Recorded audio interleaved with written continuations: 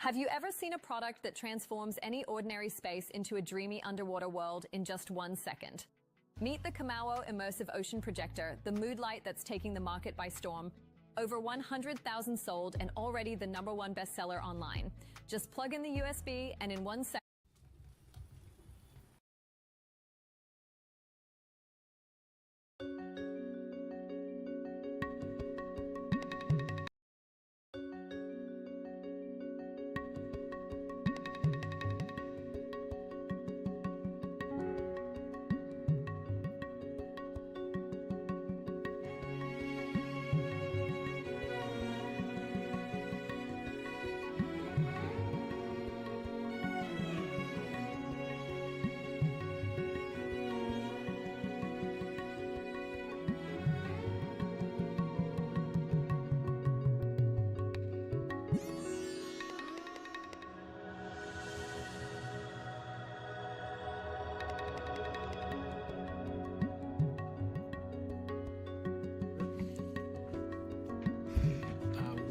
Here at 502 North Ridgewood Road in South Orange, New Jersey. So we'll begin by reciting the prayer for the spreading of the teachings throughout the length and breadth of the West. By the force of the blessings of the non-fallacious three precious gems, and of the truth of our pure selfless wishes, may the precious Buddhist teachings flourish and spread to the expanse of all areas throughout the length and breadth of the West. For all the people living there, together with their near ones, who have engaged in the teachings and have faith and respect for them, may all conditions adverse to their practice of the pure Dharma be dispelled, and an excellent collection of favorable conditions increase like the waxing moon. And especially for those who work on methods to accomplish the flourishing and spreading of the Victorious One's teachings, which are the source of benefit and happiness, may they never be oppressed by masses of interference and adverse conditions, and may this happen just as we have hoped and wished. The Heart Sutra. Thus have I heard once. The Blessed One was dwelling in the royal domain of the Vulture Peak Mountain, together with a big gathering of great monks and great bodhisattvas. At that time, the Blessed One entered the Samadhi, which examines the Dharmas called profound illumination. And at the same time, noble Avalokiteshvara, the Bodhisattva Mahasattva, looking at the profound practice of transcendent knowledge, saw the 5 skandhas in their natural emptiness. Then, through the inspiration of the Buddha, Venerable Shariputra said to Avalokiteshvara, "How should those noble ones learn who wish to follow the profound practice of transcendent knowledge?" And Avalokiteshvara answered, "Venerable Shariputra, whoever wishes to follow the profound practice of transcendent knowledge should look at it like this, seeing the 5 skandhas in their natural emptiness. Form is empty, emptiness itself is form. Emptiness is not separate from form, form is not separate from emptiness. In the same way, feeling, discriminating awareness, compositional factors, and emptiness are empty. Thus all the dharmas are empty and have no characteristics. They are unborn and unceasing. They are not impure or pure. They neither decrease nor increase. Therefore, since there is emptiness, there is no form, no feeling, no discriminating awareness, no compositional factors, no consciousness, no eye, no ear, no nose, no tongue, no body, no mind, no appearance, no sound, no smell, no taste, no sensation, no objects of mind, no quality of sight, no quality of hearing, no quality of sensing, no quality of tasting, no quality of sensing, no quality of thought, no quality of mind consciousness. There are no nidanas from ignorance to old age and death, nor their wearing out. There is no suffering, no cause of suffering, no ending of suffering, and no path, no wisdom, no attainment, no non-attainment. Therefore, since there is no attainment, the bodhisattvas abide by means of transcendent knowledge, and since there is no obscurity of mind, they have no fear, they transcend falsity and pass beyond the bounds of sorrow. All the Buddhas who dwell in the past, present, and future by means of transcendent knowledge, fully and clearly awakened to unsurpassed, true, complete enlightenment. Therefore, the mantra of transcendent knowledge, the mantra of deep insight, the unsurpassed mantra, the unequaled mantra, the mantra which calms all suffering should be known as truth, for there is no deception. In transcendent knowledge, the mantra is proclaimed. Tadyata Om Gate Gate Paragate Parasamgate Bodhisvaha. O Shariputra, this is how a Bodhisattva Mahasattva should learn profound transcendent knowledge. Then the Blessed One arose from that samadhi and praised the Bodhisattva Mahasattva Avalokiteshvara, saying, Good, good, O son of noble family, profound transcendent knowledge should be practiced just as you have taught, and the Tathagatas will rejoice. When the Blessed One had said this, Shariputra and Avalokiteshvara, that whole gathering in the world with its gods, humans, asuras, and Gandharvas, their hearts full of joy, praised the words of the Blessed One. Now we generate bodhicitta. With the wish to free all beings, I shall always go for refuge to the Buddha, Dharma, and Sangha until I reach full enlightenment. Inspired by wisdom and compassion, today in the Buddha's presence I generate the mind intent on full awakening for the benefit of all sentient beings. As long as space endures, as long as sentient beings remain, until then may I too remain to dispel the miseries of the world. With the wish to free all beings, I shall always go for refuge to the Buddha, Dharma, and Sangha until I reach full enlightenment. Inspired by wisdom and compassion, today in the Buddha's presence, I generate the mind intent on full awakening for the benefit of all sentient beings. As long as space endures, as long as sentient beings remain, until then may I too remain to dispel the miseries of the world. With the wish to free all beings, I shall always go for refuge to the Buddha, Dharma, and Sangha until I reach full enlightenment. Inspired by wisdom and compassion, today in the Buddha's presence, I generate the mind intent on full awakening for the benefit of all sentient beings. As long as space endures, as long as sentient beings remain, until then may I too remain to dispel the miseries of the world. So, we now recite the mantra Om Mani Padme Hum, and I should say, so mantra Om Mani Padme Hum is the mantra of compassion. Compassion is the wish to remove the suffering of others and to provide them with happiness. And if we think about this last verse, as long as space endures, as long as sentient beings remain, until then may I too remain to dispel the miseries of the world. This is the attitude that we're trying to cultivate as we recite the mantra of compassion. So think of this idea of wishing to, our intent is to remove the suffering of others, and we commit to remaining here as long as there are others who are suffering. 2 days ago was His Holiness the Dalai Lama's 91st birthday. We had a little celebration at our class in New York City, and we had a birthday cake, and we didn't quite have 91 candles and one to grow on, but we had, there was some combination of it's a forest fire, right? 9. I think that there were 9 candles and one. And then we sang Happy Birthday to His Holiness. So I say all that because His Holiness has requested that as a gift to him, we recite 1,000 Om Mani Padme Hums. Did you tell me this? Every day? No, just on his birthday.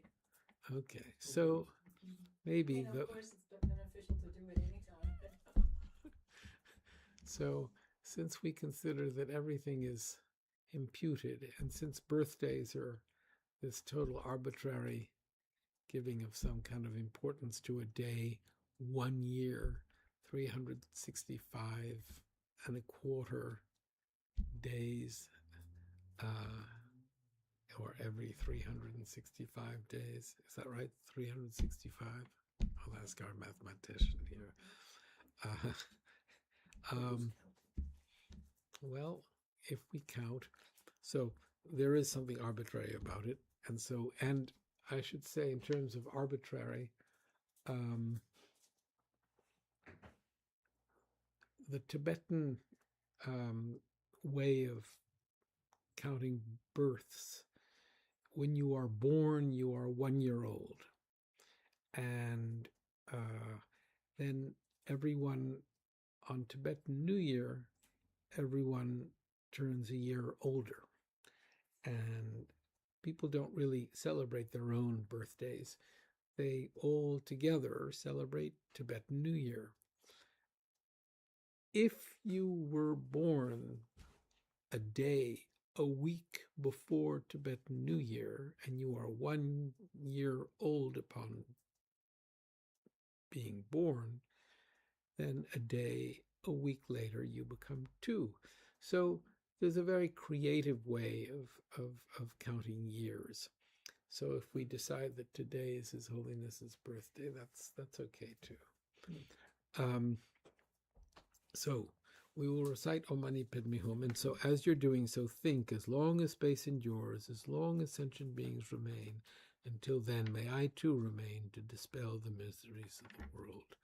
And the 2 qualities that we need to cultivate in order to really be able to benefit others are the method aspect of our practice, the cultivation of compassion and love and perseverance, and the wisdom aspect of compassion, which is a realization of our lack of inherent existence, the realization of our selflessness. These are the 2 things that we have to work at developing in order to really be able to be of benefit to others. So think about that as you're reciting Om Mani Padme Hum. Okay. So we'll begin. Om Mani Padme Hum, Om Mani Padme Hum.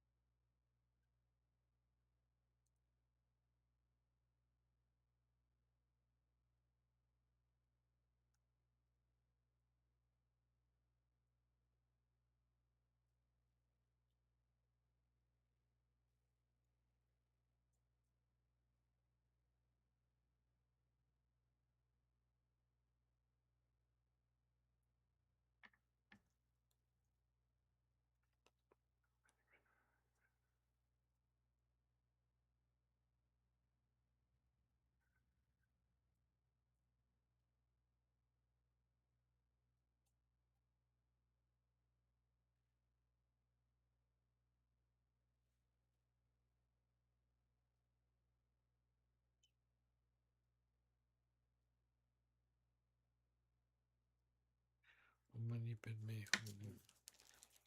So I think we did 300. So you can do more when you go home. So these qualities that we commit to working on, compassion, loving kindness, a concern for others, and a diminishment of our self-cherishing and our self-grasping, these are not qualities that we naturally have. These are not qualities that we can expect to develop or have developed without making effort. So that effort is important, and that's really what we're discussing in the book that we are studying, which is His Holiness the Dalai Lama's Ethics for the New Millennium. And we ended last week at the bottom of page 62. No? You're right.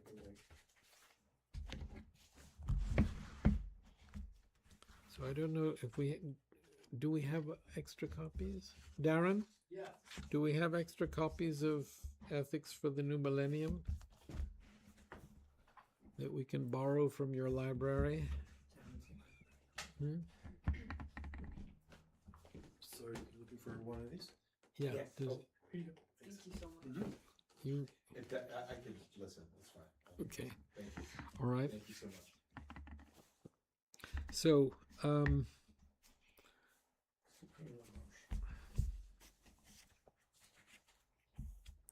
just to go back to the bottom of 62. Because our every action has a universal dimension, a potential impact on others' happiness, ethics are necessary as a means to ensure that we do not harm others. Secondly, it tells us that the genuine happiness consists in those spiritual qualities of love and compassion, patience, tolerance, forgiveness, humility, and so on. It is these which provide happiness both to ourselves and to others. So what we've been discussing here is the whole idea that when we all naturally seek happiness, that our goal is, our sort of instinctual aim in how we lead our lives is to be happy. And what we've been going through so far is a recognition that happiness is not arrived at by simply pleasing our senses, by simply pleasing our own selfish wishes, that and that actually there's a quality of happiness that arises out of our devotion to others, initially out of our attainment of some kind of inner peace, and that real inner peace seems to grow as we devote ourselves to caring for others. Now, Grace, you brought something that I thought was rather interesting up that I wish to sort of put forward, which is that if you're really devoting yourself to caring for others who are suffering deeply, and if you are committing to, or if you are engaged in that, and you're not really able to rectify a situation, are you really experiencing happiness as a result of that effort? Is that sort of what you were asking? I think it's the, in part, it's the emotional pain that you feel when you're seeing other people. If you're frequently, exposed to the suffering of others, there's a little bit of contagiousness. If you are feeling empathy, it's hard to separate. But it's also a certain frustration in recognizing that you can't really rectify the situation. That's true too, yes. So I put that out there as something I'd love to hear your thoughts on this, because we've been following His Holiness along in this recognition that some deeper quality of happiness arises out of our devotion to others. But there is this.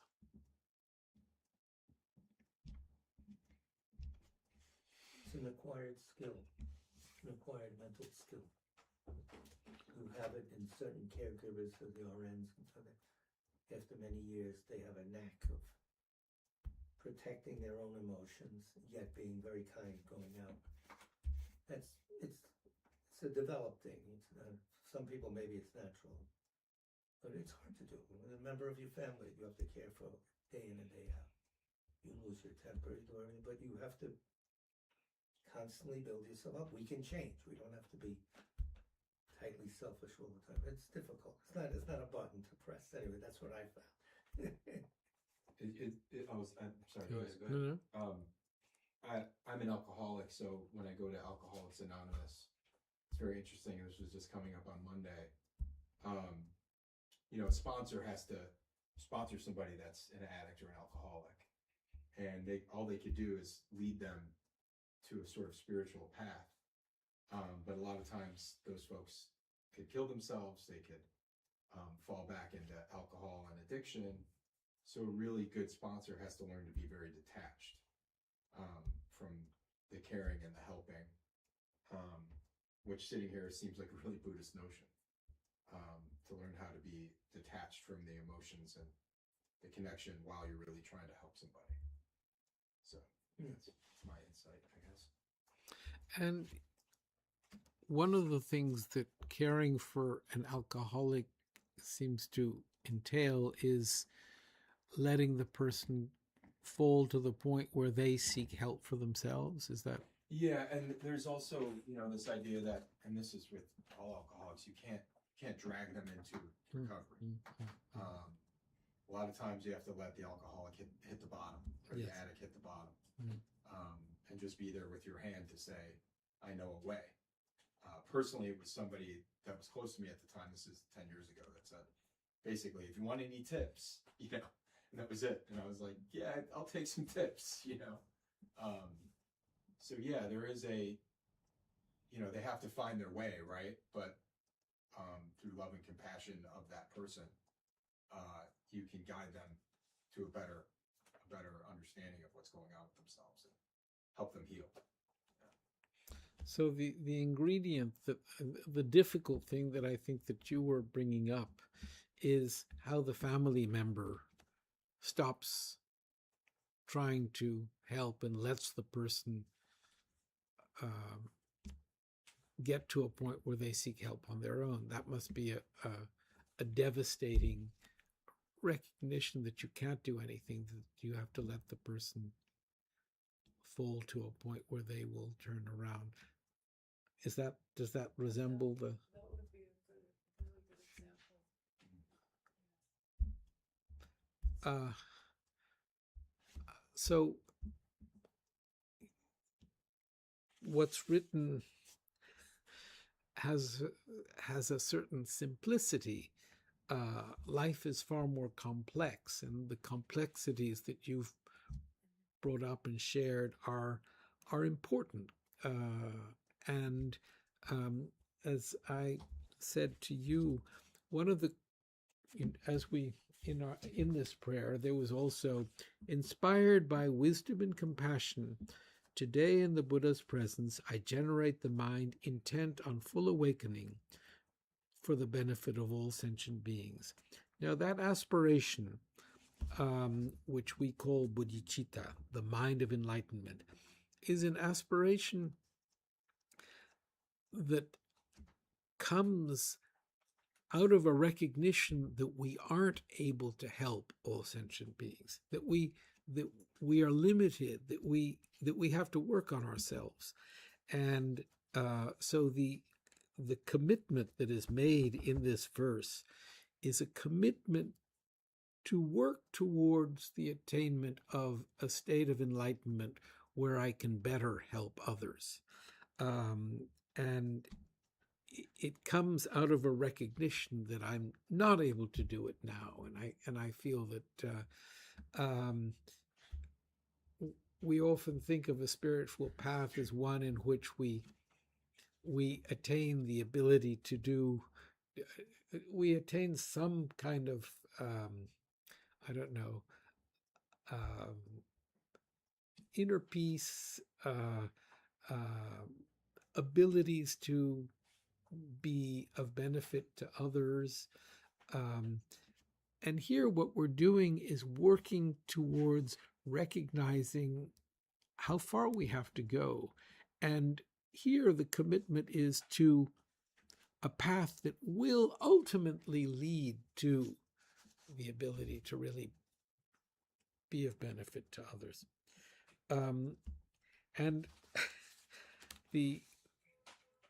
I don't know whether it's inspiring or whether it's demoralizing, but it is said that once you've made this commitment, once you have actually come to a point where in every moment of the day you feel this enthusiastic determination to work towards the attainment of enlightenment for the benefit of others, once that sort of spark or flame of determination to seek a state where we can really be of benefit to others, from that point to the attainment of full enlightenment is said to take 3 incalculable eons. Now, I don't really know what an incalculable eon is, but I was once taught what a calculable eon is.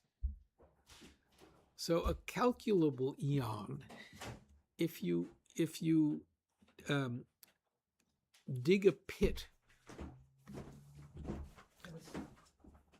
500 meters, which is, let's say, 500 yards by 500 yards and 500 yards deep, and you fill it with, when you shave a monk's head, like if you were to shave Vincent's head, those little amounts, and you fill that whole 500 yard, 500 yard, 500 yard deep pit.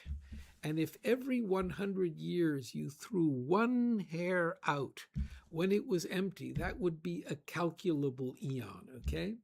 So that gives you a suggestion of what an incalculable eon might be. Or the amount of time you wait for a Jersey Transit train. It's also the same. I think it's more than that. So 3 of those, 3 incalculable, we'll take that as a sort of like illustration of what it might be in respect to the calculable. So I must tell you, a friend of mine, an Australian monk, once had the opportunity to ask His Holiness the Dalai Lama a question, and so he asked His Holiness, how long will it take for me to attain enlightenment? In other words, how far along the path am I? And His Holiness said, a few incalculable eons, but that's normal. So that's we shouldn't kid ourselves into thinking that we're sort of ahead of the game. We are struggling, working away, and it'll take a long time. But that's the journey, and the journey. I think that as we immerse ourselves in this process, the process itself brings elements of joy to us. It definitely becomes, hopefully becomes a wonderful path. There was something. I attribute my sense of peace to the effort to develop concern for others. Now, this sentence is interesting, and I refer to it because it's not that we develop concern for others, or that we develop the ability to address that concern for others. It's the effort that we put into developing concern for others that His Holiness is saying brings him a sense of peace. So I think that viewing the effort that we're making in this way helps develop in us a certain humility. And that humility is important because it's part of it's a quality of the effort that we have to put into working towards attaining a state where we can really be of benefit to others. Humility also blocks your ego, makes you more open to learning and developing. So I'm told. Yes. Maybe I'll try it. Yes.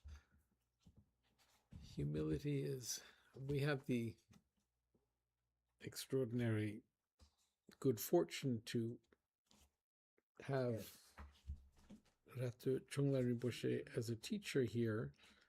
And when people would ask me, what is the quality that Rinpoche seemed to really possess? And I always felt that it was humility. And but yet underneath. What was interesting was that with that humility, he was extraordinarily effective. It was humility that enabled him to accomplish. It was humility that provided let's say, maybe the purity by which he got things done. It wasn't force. It was something far more subtle. So, yes, I think humility should be seen to be a really important ingredient. Yeah, I felt as a new person to the Tibetan Buddhism, he didn't show himself as somebody superior to you or anything. He was very level, kitchen table style. And you learn more that way. You're relaxed. You're not trying to impress this high person. And it's sort of, this information sneaks in on you maybe years later, but interesting. So, page 63, we'll begin with the supreme emotion. So, His Holiness recounts his On a recent trip to Europe, I took the opportunity to visit the site of the Nazi death camp at Auschwitz. Even though I had heard and read a great deal about this place, I found myself completely unprepared for the experience. My initial reaction to the sight of the ovens in which hundreds of thousands of human beings were burnt was one of total revulsion. I was dumbfounded at the sheer calculation and detachment from feeling to which they bore horrifying testimony. Then, in the museum, which forms part of the visitor center, I saw a collection of shoes. A lot of them were patched or small, having obviously belonged to children and poor people. This saddened me particularly. What wrong could they possibly have done? What harm? I stopped and prayed and moved profoundly, both for the victims and for the perpetrators of this iniquity, that such a thing would never happen again. And in the knowledge that just as we all have the capacity to act selflessly out of concern for others' well-being, so do we all have the potential to be murderers and torturers. I vowed never in any way to contribute to such a calamity. Events such as those which occurred at Auschwitz are violent reminders of what can happen when individuals, and by extension whole societies, lose touch with basic human feeling. But although it is necessary to have legislation and international conventions in place as safeguards against future disasters of this kind, we have all seen that atrocities continue in spite of them. Much more effective and important than such legislation is our regard for one another's feelings at a simple human level. Oh, big point. Yes. And I think it's important, the important thing is not to, well, let us say that the spiritual work that I consider that we come here to cultivate within ourselves, I'll speak for myself, the reason that I've come, is not with the initial emphasis towards changing the world or the initial effort towards changing the outside. It is towards changing myself as the sole element that I can really bring change to, and thereby maybe have an effect on the outside world. And I feel that that's what is being said here.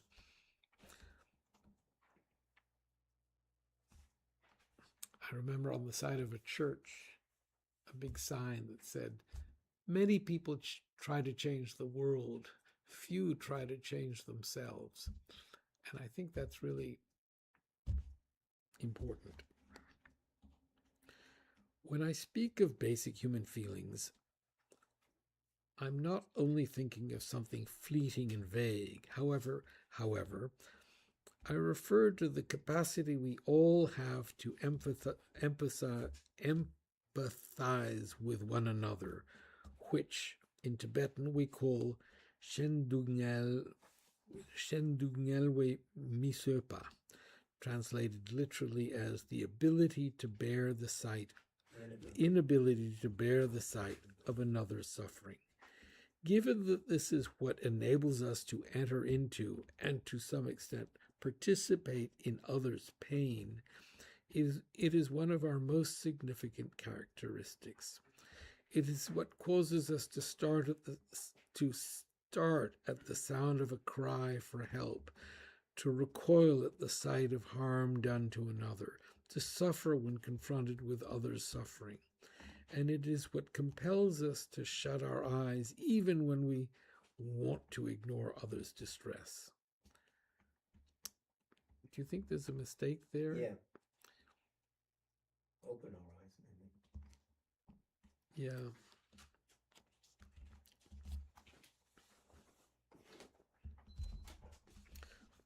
Here, imagine walking down a road, deserted, save for an elderly person just ahead of you.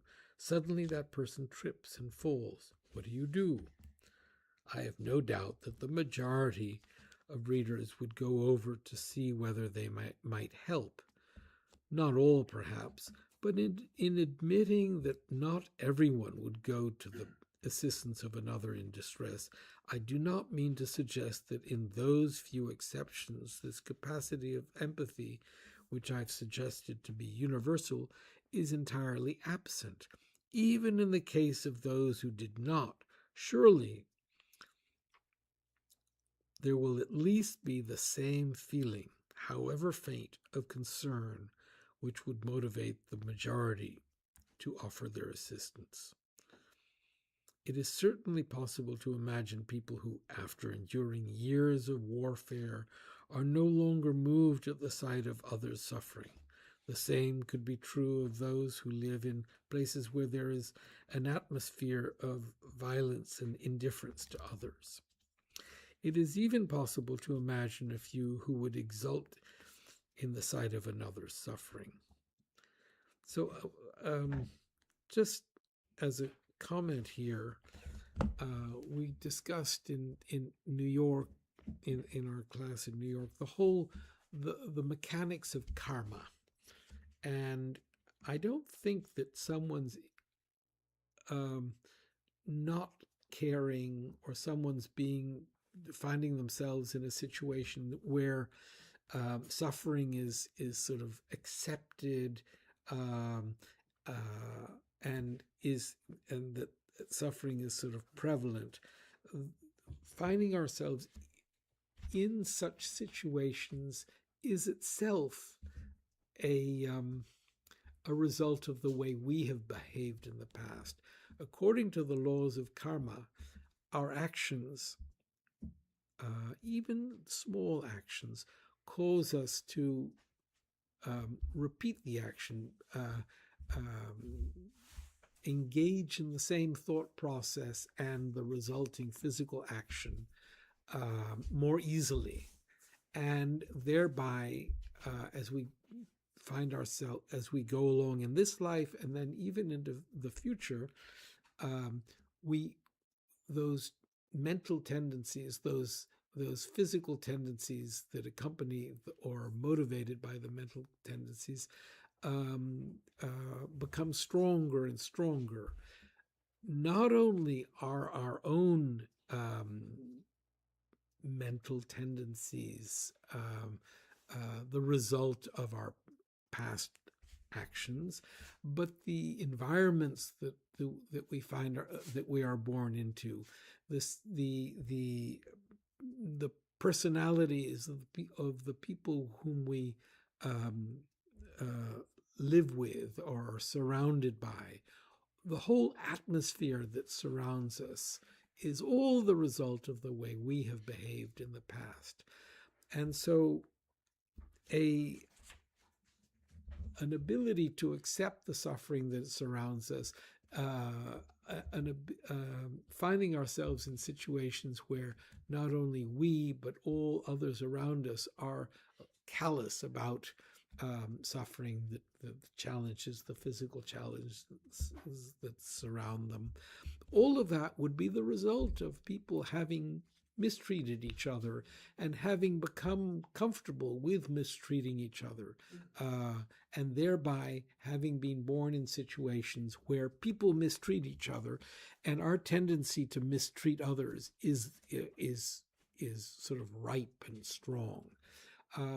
And I say all this because, that's the sort of negative side of things.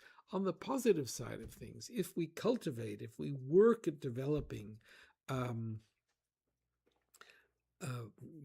virtuous qualities, concern for others, if we work at preventing ourselves from harming others, those are the tendencies and sort of, let's say, virtuous, beneficial environments and atmospheres are what we will experience in the future. So that's just a little dose of the concept of karma that I throw in. You're saying we create our own future lives. It's in our hands by our mental and physical actions. Yep. So that's good news. Yes, but but it's a way of explaining this.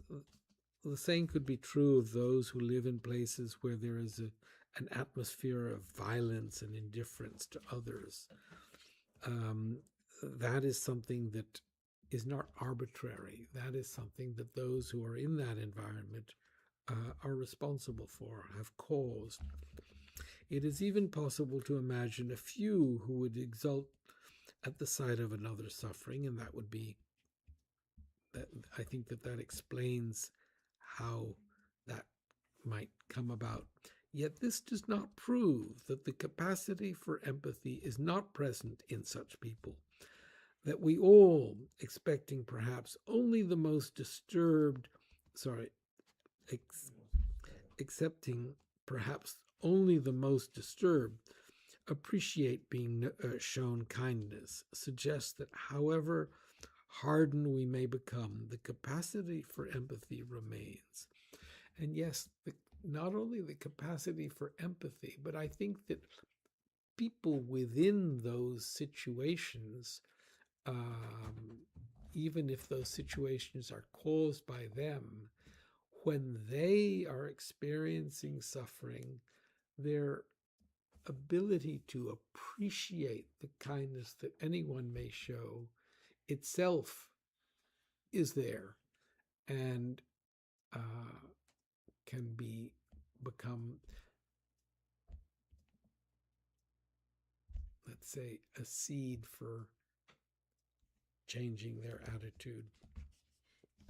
Anyway, I'm mixing karma into a secular presentation of an ethical way, but I think it's important to. Who's behind you? So what I threw that in, but what is your reaction to this idea of karma as I presented it? I always repeat what you said, karma doesn't judge, it explains. Because sometimes people, well, it's just karma, doesn't it?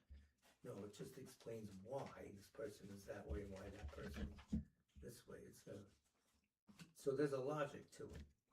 There's a system, I would think. The average person who didn't study Buddhism doesn't know about the laws of karma. It's very refreshing to learn them and think about them till you sort of faith. But I think what's important is we don't use an understanding of the laws of karma to judge others. Right. It's very important that we understand our position in the world as being the result of our actions, and understand that our present actions determine the future, and use this to determine to work at improving our situation in order to improve our future. So again, I ask, what is your feeling about this?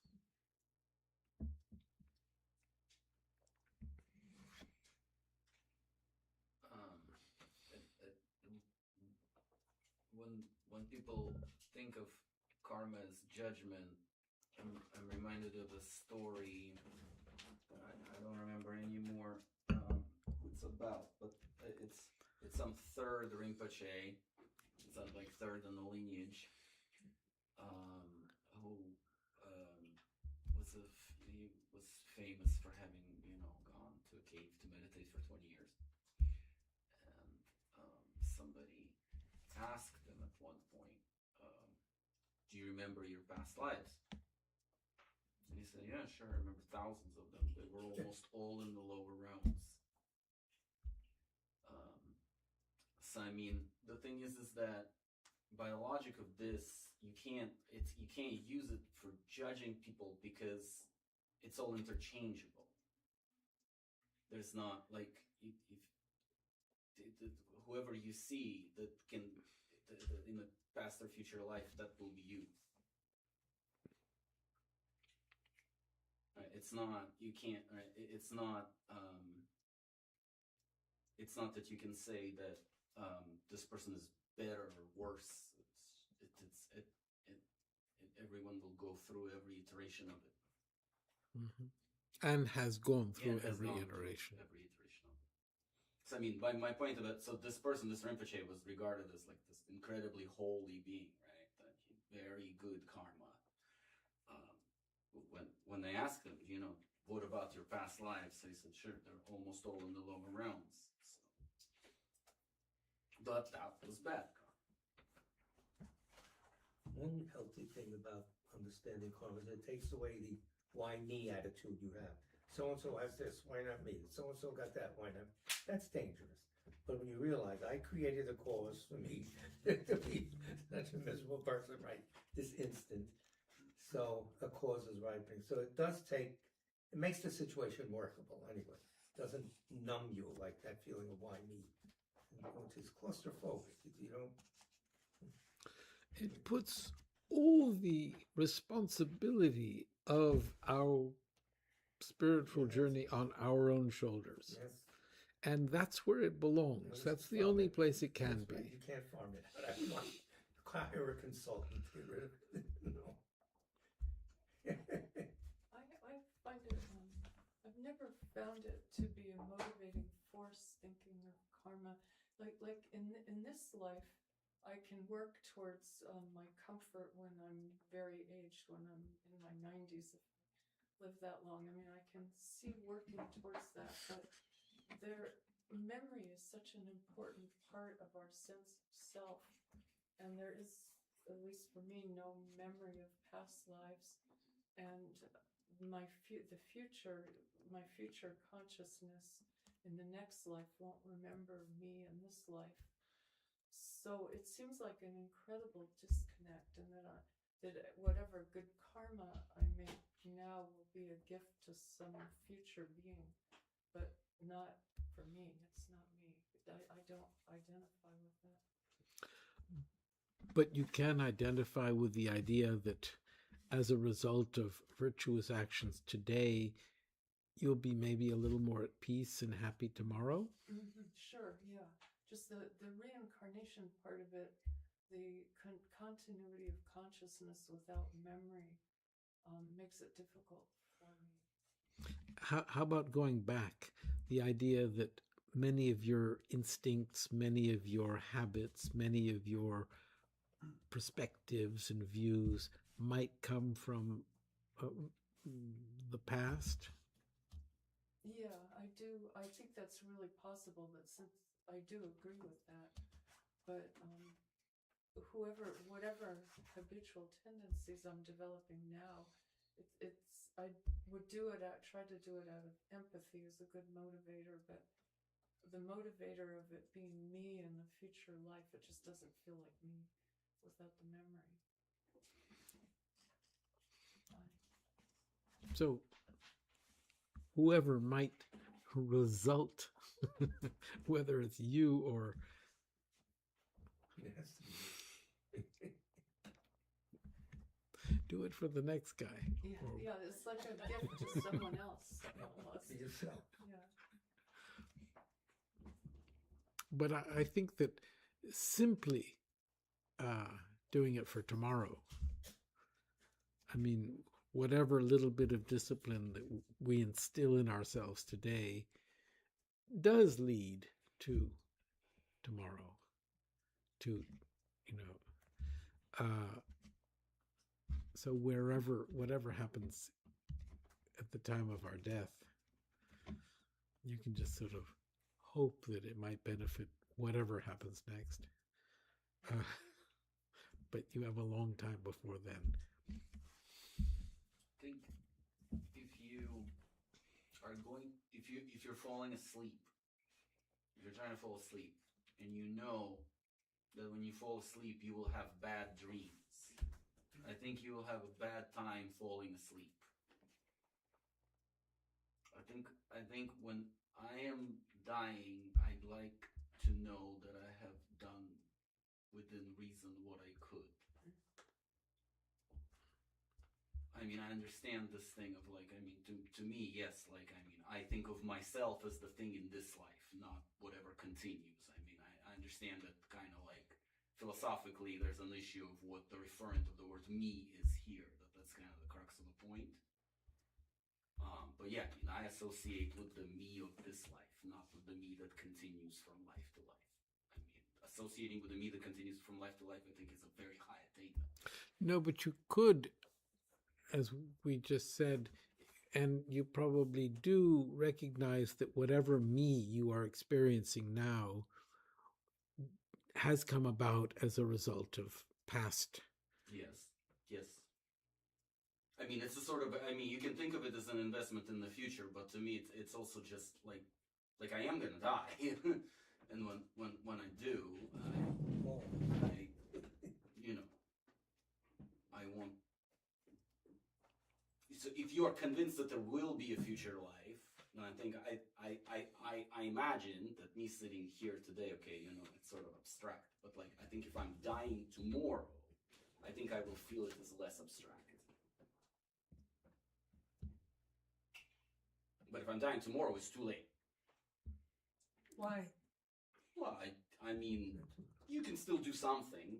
I mean, You're doing. yeah. Well, yeah. I mean, this is good. Like this is helping. But yes, I mean, Well, but yes, that's kind of what focus on I'm trying to. positive things. The way I feel about it is that like sitting here in complete safety, I'm not dying tomorrow. I don't feel, you know. Then yeah, it's sort of abstract. But I think if I was on my deathbed, I think I would feel like it matters. Even though yes, the thing I identify with is ceasing. I imagine, obviously, not having gone through it, that in that moment it will matter. Does this make sense? Can you say what the it is that will matter? That the idea, whether that future life is going to be bad or good, is going to matter to me, to this me, on my deathbed. Yes, and we have to cultivate a belief that the way I behave today will affect Right. tomorrow, and thereby develop the determination to work towards a better tomorrow. I mean, for me, the thing that made the most difference in that regard was just becoming convinced by the argument that there is going to be a future life. I think once you become convinced that there is going to be a future life, I mean, of course, like it has to be caused by something. I mean, they're not random. Nothing. You can't have random things. It's not possible that you can go through. Why not? And then well, if it's caused by something, well, I mean, the exact process surely is very complicated, but it must look something like what's described. You know, like causes like all of this kind of stuff. I mean, for me, really, the important part was kind of, I guess, believing, like, I mean, it was becoming convinced by an argument that there is actually going to be a future life.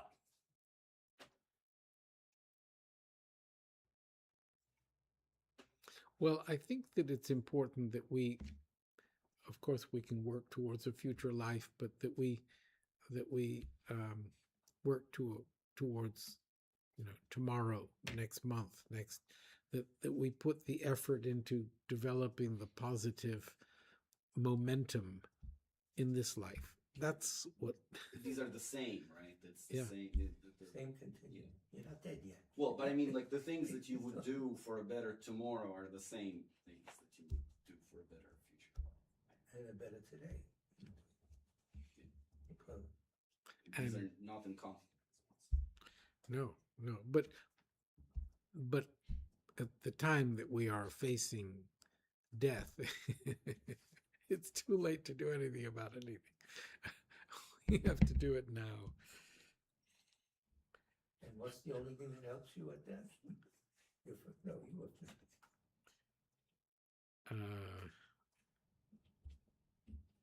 I think if your plan is to achieve realization of emptiness the day before you die, I think that's workable. We have an online comment. I think that compassion will always be an undisturbed state of mind.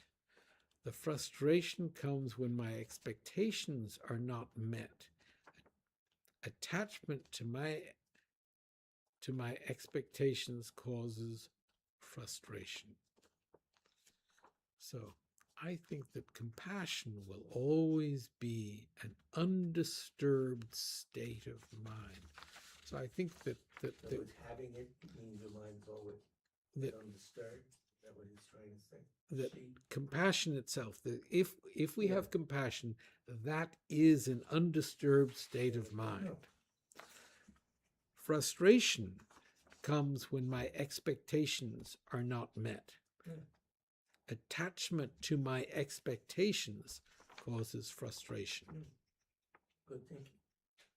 And if we have compassion, we are at peace. Is that Jeff? Jeff Allen, yes. Thank you, Jeff.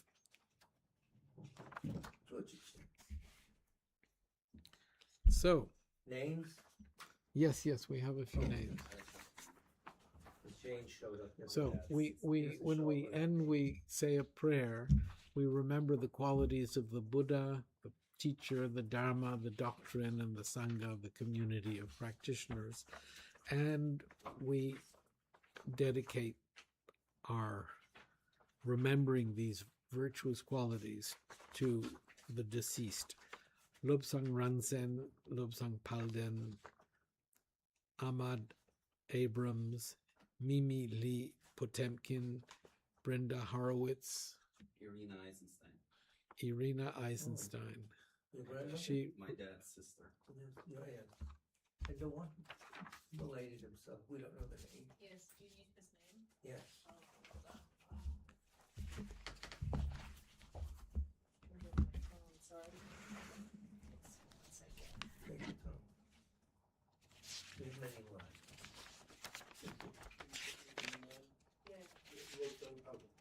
Yes. Lozan? Lobsang Palden, whom I... Oh, it's down there. Oh, okay, so we shall read the Sutra of the Recollection of the Noble Three Jewels. I prostrate to the Omniscient One. Thus the Buddha, Bhagavat, Tathagata, Arhat, Samyak Sambuddha, the learned and virtuous one, the Sugata, the knower of the world, the charioteer and tamer of beings, the unsurpassable one, the teacher of devas and humans is the Buddha Bhagavat. The Tathagata is in accord with all merit. He does not waste the roots of virtue. He is completely ornamented with all patience. He is the basis of the treasures of merit. He is adorned with the minor marks. He blossoms with the flowers of the major marks. His activity is timely and appropriate. Seeing him, he is without disharmony. He brings true joy to those who long with faith. His knowledge cannot be overpowered. His strength cannot be challenged. He is the teacher of all sentient beings. He is the father of bodhisattvas. He is the king of noble ones. He is the guide of those who journey to the city of Nirvana. He possesses immeasurable wisdom. He possesses inconceivable confidence. His speech is completely pure. His melody is pleasing. One never has enough of seeing him. His form is incomparable. He is not stayed by the realm of desire. He is not stayed by the realm of form. He is not affected by the formless realm. He is completely liberated from suffering. He is completely and utterly liberated from the skandhas. He is not possessed with dhatus. His ayatanas are controlled. He is completely cut the knots. He is completely liberated from extreme torment. He is liberated from craving. He has crossed over the river. He is perfected in all the wisdoms. He abides in the wisdom of the Buddha Bhagavats who arise in the past, present, and future. He does not abide in nirvana. He abides in the ultimate perfection. He dwells on the Bhumi where he sees all sentient beings. All these are the perfect virtues of the greatness of the Buddha Bhagavat. The Holy Dharma is good at the beginning, good in the middle, and good at the end. Its meaning is excellent. Its words are excellent. It is uncorrupted. It is completely perfect and completely pure. It completely purifies. The Bhagavat teaches the Dharma well. It brings complete vision. It is free from sickness. It is always timely. It directs one further. Seeing it fulfills one's purpose. It brings discriminating insight for the wise. The Dharma which is taught by the Bhagavad is revealed properly in the Vinaya. It is renunciation. It causes one to arrive at perfect enlightenment. It is without contradiction. It is pithy. It is trustworthy. As for the Sangha of the Great Yana, they enter completely, they enter insightfully, they enter straightforwardly, they enter harmoniously. They are worthy of veneration with joined palms. They are worthy of receiving prostration. They are a field of glorious merit. They are completely capable of receiving all gifts. They are an object of generosity. They are a great object of complete generosity. The protector who possesses great kindness, the omniscient teacher, the basis of oceans of merit and virtue, I prostrate to the Tathagata. Pure the wisdom, virtuous, liberating from the lower realms. This alone is the supreme ultimate truth. I prostrate to the Dharma, which is peace. Having been liberated, they show the path of liberation. They are fully dedicated to the disciplines. They are a holy field of merit and possess virtue. I prostrate to the Sangha. I prostrate to the Buddha, the leader. I prostrate to the Dharma, the protector. I prostrate to the Sangha, the community. I prostrate respectfully and always to these three. The Buddha's virtues are inconceivable. The Dharma's virtues are inconceivable. The Sangha's virtues are inconceivable. Having faith in these inconceivables, therefore the fruitions are inconceivable. May they be born in a completely pure realm. Okay, so read the 8 verses on training the mind. With the determination to accomplish the highest welfare of all sentient beings who surpass even a wish-granting tool, I will learn to hold them supremely dear. Whenever I associate with others, I will learn to think of myself as the lowest amongst all, and respectfully hold others to be supreme from the very depths of my heart. In all actions, I will learn to search into my mind, and as soon as a disturbing emotion arises, endangering myself and others, I will firmly face and avert it. I will learn to cherish ill-natured beings and those oppressed by strong misdeeds and sufferings, as if I had found a precious treasure difficult to find. When others out of jealousy treat me badly, with abuse, slander, and so on, I will learn to take all loss and offer the victory to them. When the one whom I have benefited with great hope unreasonably hurts me very badly, I will learn to view that person as an excellent spiritual guide. In short, I will learn to offer to everyone without exception all help and happiness directly and indirectly, and respectfully take upon myself all harm and suffering of mine others. I will learn to keep all these practices undefiled by the stains of worldly concerns, and by understanding all phenomena as like illusions, be released from the bondage. Now a prayer for the swift return. Exalted wisdom of all victors gathered in a drop, sole refuge manifest in the form of the one wearing saffron robes, Guru Lobsang, please bear witness here today that our prayers may be fulfilled. We beseech the great torch of doctrine, accomplishing from long ago the vast waves of aspirational prayers, Lord of speech and victorious Lobsang's teachings, spreading them to the ends of the earth by means of explanation and practice. Though holding the commitment, I will invite all beings to be my guests in unsurpassed great awakening. Yet you have withdrawn the activities of the world body that serves the welfare of others. Is that worthy of the supreme among beings, the Bodhisattvas? Though to Siglix and Zen, to abandon your commitment to liberate all beings, we beseech the new son of Nirmanakaya to swiftly return to the realm of Dharmakaya, brought forth by Bodhicitta, drawn by 7 steeds. Having religious life and goodness, please come swiftly as an honorable supreme emanation, full holder of the sage's teachings, and wish-fulfilling jewel.